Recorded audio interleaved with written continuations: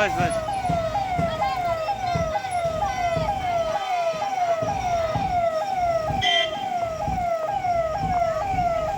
भैया गेट पकड़ो ना हल्का था, गेट पकड़ो ना हल्का था।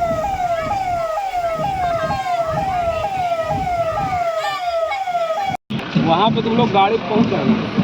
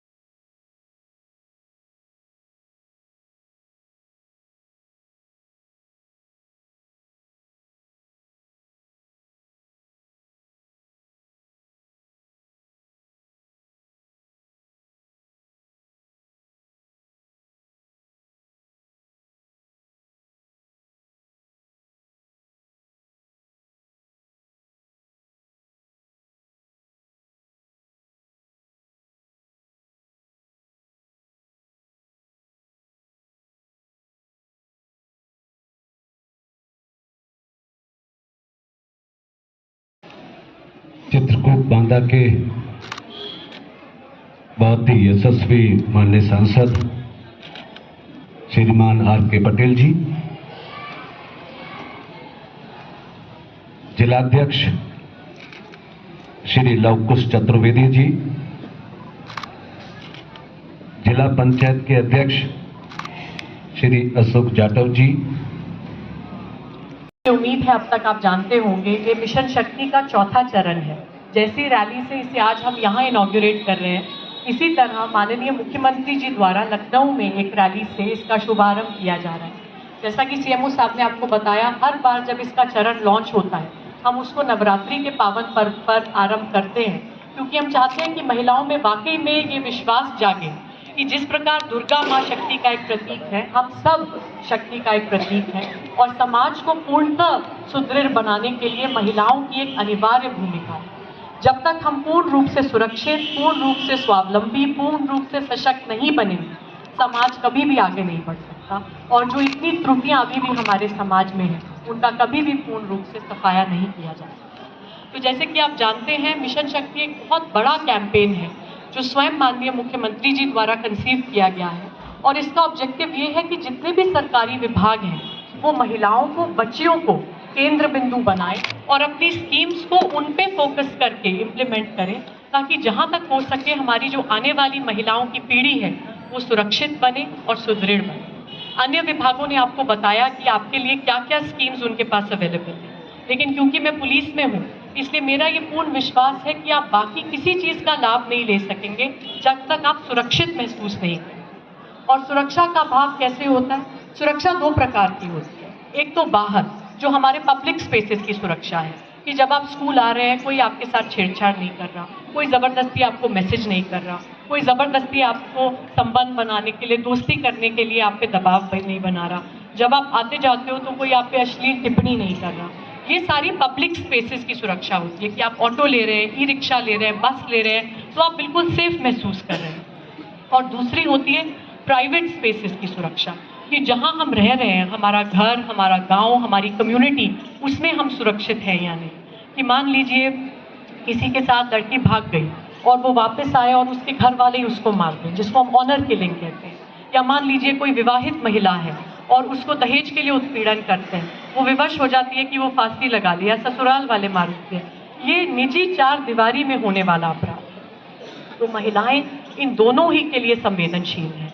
जो पब्लिक स्पेसेस में सुरक्षा है उसके दृष्टिकोण से भी संवेदनशील है, और जो चार दीवारी के पीछे होने वाला अपराध है उसके लिए भी संवेदनशील है। पुलिस निरंतर प्रयासरत है कि जो सामाजिक, इस प्रकार का सार्वजनिक स्थलों पे होने वाला अपराध है उसको हम ज़्यादा से ज़्यादा नियंत्रित करें।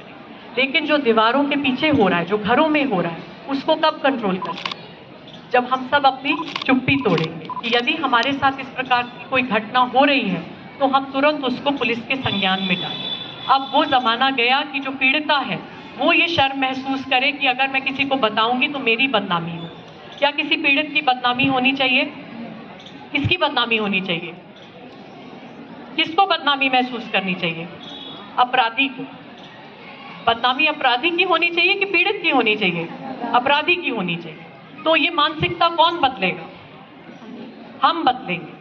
हम बदलेंगे। जब तक हम ये घबराते रहेंगे कि हमारी बदनामी हो रही है, तब तक समाज कभी नहीं बदलेगा। इसीलिए मैं आप सबसे आज इस शुभ अवसर पे यही अनुरोध करूंगी कि हम एक संकल्प लें कि हमें अपनी चुप्पी को तोड़ना है।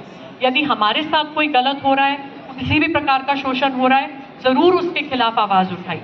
जैसे आप इस रैली में देख रहे हैं, हमारे सभी थानों में अब महिला पुलिस कांस्टेबल्स तैनात हैं, सिर्फ इसलिए ताकि आप बिल्कुल आराम से अपनी बात बता सकें। पुलिस की इतनी हेल्पलाइंस हैं जहां महिला कॉलर्स आपकी फ़ोन रिसीव करते हैं, आपकी सारी पहचान गोपनीय रखते हैं। लेकिन छोटी से छोटी शोषण की घटना को भी ज़रूर रिपोर्ट कीजिए। और यदि आप अपने घर में, परिवार में, समाज में भी किसी के साथ गलत होता देखते हैं, किसी विवाहिता के साथ मारपीट होता देखते हैं, उत्पीड़न होता देखते हैं, किसी भी प्रकार का शोषण होता देखते हैं, तो उन्हें भी ये करेज दीजिए, उन्हें ये सपोर्ट दीजिए, सामर्थ्य दीजिए कि आप उनके साथ जाएंगे पुलिस स्टेशन तक, वो अपनी आवाज़ उठाएं। अब मैं अपनी बात को यहीं विश्राम दूंगी और मैं सहना नहीं अब, और जोर से सहना नहीं अब, धन्यवाद।